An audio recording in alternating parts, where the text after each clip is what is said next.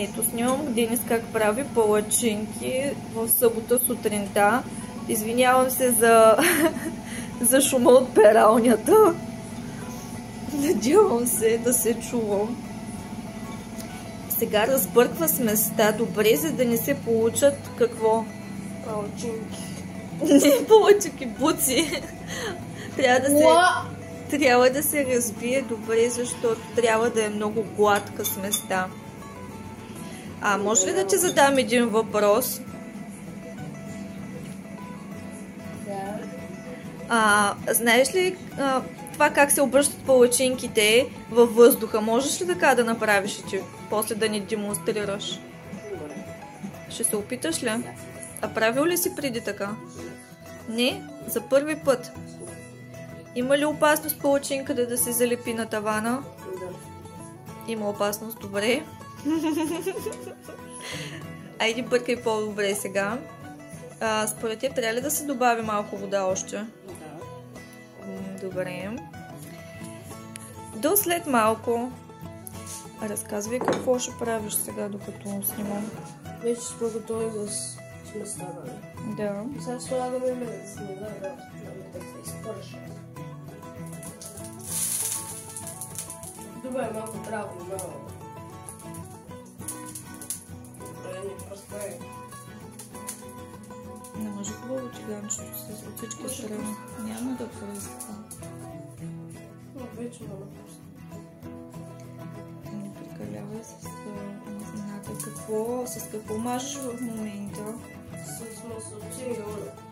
Смесено маслоце и оля. Не се престаравай, чак толкова. По-бързичко.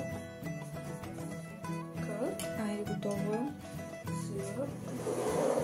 Това е отстрани да го сложим. Трябва да бъдем много внимателни да не изпадне малко смесото, защото може да се олее.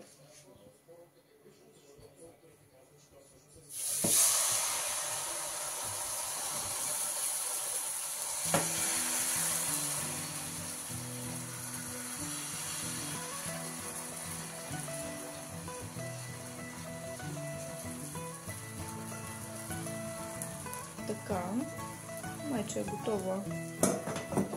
Малко не стана перфектно. Не е перфектно, но... Добре, няма как да стане по-перфектно от това. Следващата ще е много по-красива.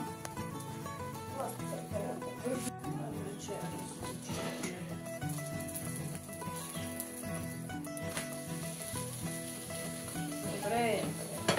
Добре ли? Използваме за обръщане по-безопасния начин, нали?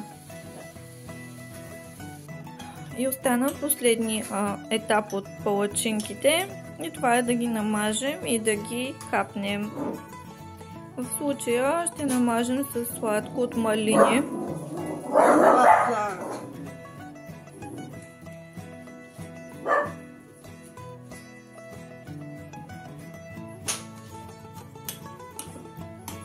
Но не стига още сладко, това с което всеки ще го обича. Сладко.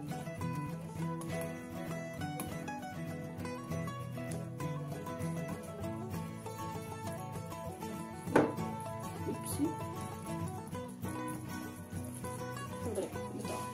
Добре, може да сгънеш.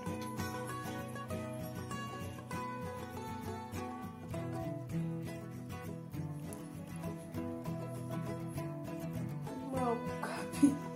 Ужас.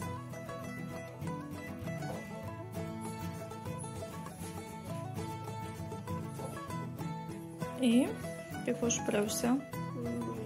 Ще изразим две.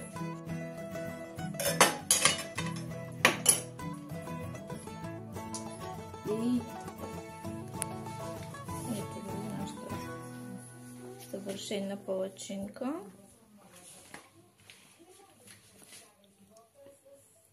много трудна работа.